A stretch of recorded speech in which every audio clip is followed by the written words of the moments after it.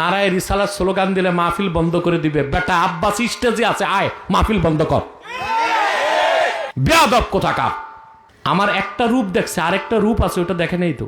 কত মাস্তান, কত ভণ্ড পিটায় জীবনে সিধা করছি আমি। ওগুলো কারা? ওই যে হইচই করতেছে, যারা হুমকি দিয়েছিল মাহফিল বন্ধ করে দিবে, এই নদুবির আন্ডা বাচ্চাগুলোরে সরান। যাও স্বেচ্ছাসেবক ওখান থেকে, তারা ওদেরকে। নদুবি আমারে মাহফিল করতে দিত না, এখন নদুবির আন্ডা বাচ্চাগুলো রয়ে গেছে। এগুলো বলছে নারায়ে রিসালাত স্লোগান দিলে মাহফিল বন্ধ করে দিবে। বেটা আব্বাস স্টেজে আছে, আয় মাহফিল বন্ধ কর। বেয়াদব কোথাকার।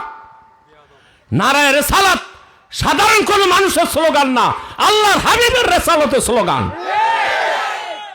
এই স্লোগান হলে এটা ভণ্ডরা দিয়ে কে বলছে?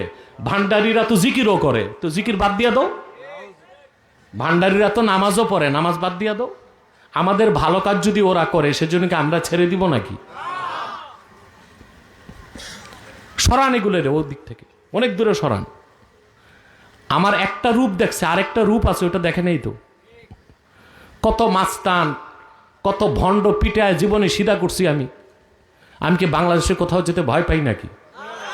আমি কখনো দেখি না আমার প্রতিপক্ষ হাতি নাকি মাসি। কারণ আমি এটাই জানি, আমার তারিখ, নির্ধারিত তারিখে আমার মৃত্যু আসবে। আর কখনো আমার মৃত্যু হয়তো বা হসপিটালে হবে না, হয় রাজপথে হবে, নয় স্টেজে হবে।